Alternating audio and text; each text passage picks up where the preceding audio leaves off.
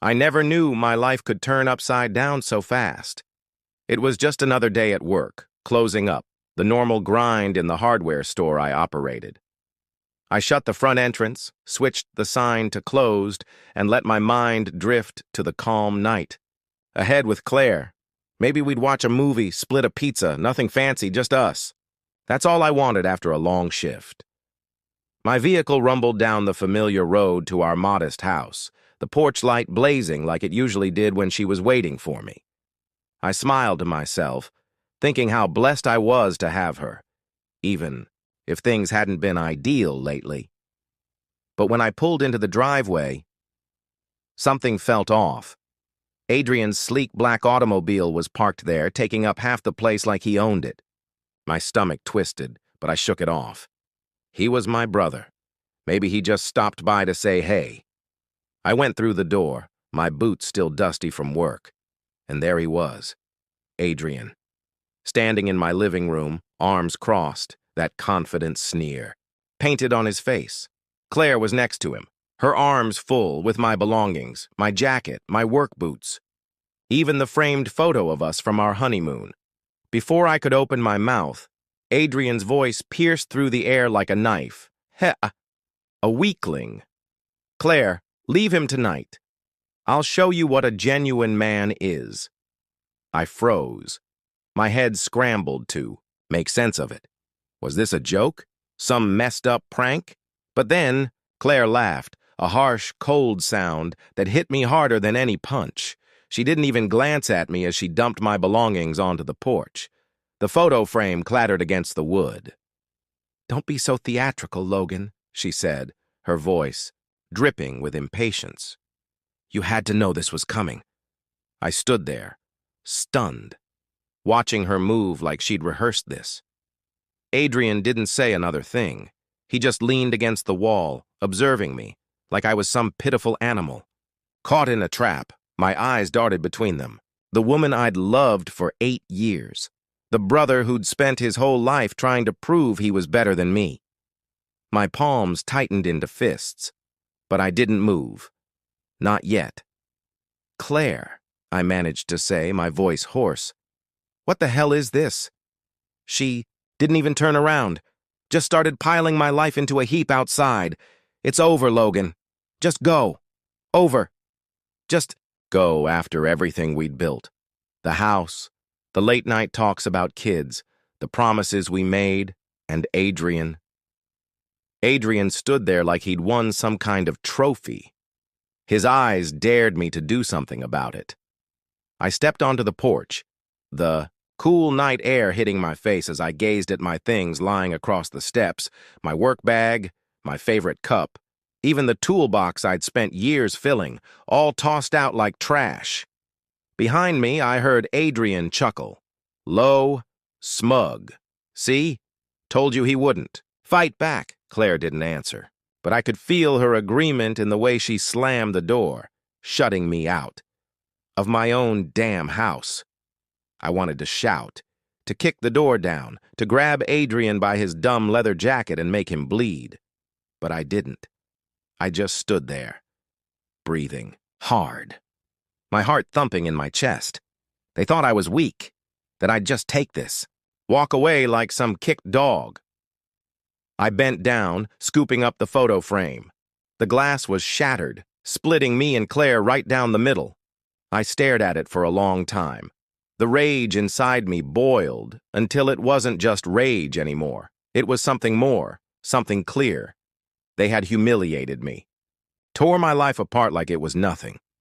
But they didn't know me. Not really. I wasn't the pushover they thought I was. I had spent years holding back, keeping the peace, letting Adrian have his tiny victories because he was family. And I didn't want the drama, but this was war. I gathered my belongings, stuffing them into the back of my truck. The engine roared to life, louder than I meant it to. I drove out of the driveway, tires kicking up gravel. I didn't know where I was heading yet, but I knew one thing for sure. They'd regret this. Claire thought she could toss me aside. Adrian thought he could walk all over me. They were wrong. Horribly wrong. I wasn't weak, and I wasn't done. This wasn't the end of me, it was the beginning of them learning just how much they had underestimated me. I clenched the steering wheel, knuckles white, and drove into the darkness, already thinking about what I'd do next. They wanted to play dirty? Fine. I'd play better, and I'd win. He'd always treated Adrian like the son he never had, given him a nice job straight out of school, fast-tracked him to a supervisor role, even talked about granting him greater authority someday. Adrian loved it, parading about in his hard hat, yelling instructions like he'd earned it instead of just being handed it. I'd never cared much. Richard was kind enough to me, but I wasn't the sort to beg for favors. Now, though, that favoritism was my way in. I went through the emails seeking something particular. Myra's material was personal, but I needed dirt. Something had hit. Adrian at work. There it was, a succession of messages from a few weeks back. Adrian DeClaire rushed out early today. Richard's too busy to notice. Another one. Directed the staff to handle it. I'm not babysitting them fools. Then, CLA laziness much. And him? Why work hard when you don't have to? I smirked. Wonderful. It wasn't about the affair. This was about him being reckless, sloppy, the kind of guy who didn't merit the trust put in him. I copied the texts, tidied them up so they didn't mention CLA, and composed an email. Hey, Uncle Richard, I typed, keeping it casual. Found some stuff you might like to view about Adrian. Didn't want to bother you at home, but it's not good. I attached the screenshots and pushed send, my pulse pumping up as the small whoosh sound indicated it was gone. I fell back, staring at the ceiling. Richard was old school. Didn't mess around when it came to his business. He'd hired Adrian on purpose, but if he thought the golden boy was slacking off, that faith would dry up fast. Sure enough, my phone buzzed an hour later. Richard's name flashed up. Logan, what's this about? He questioned, his voice gruff, but intrigued. Simply read it, I said, playing it cool. Thought you should know, he growled. The line became quiet for a second. Appreciate it. I'll handle it. That was it. No lecture, no questioning. I figured he'd delve into it, perhaps. Call Adrian in for a conversation. By the end of the day, I got word from a buddy who worked there. Adrian's huge promotion, the one he'd been talking about for months, was off the table. Richard had reconsidered after some issues came up. I laughed out loud, alone in that motel room, visualizing Adrian's face when he heard the news. He'd still have a job, for now, but the shine was gone. No more fast track, no more pats on the back. I could almost hear him trying to explain it away, blaming someone else. But Richard wasn't the sort to buy excuses.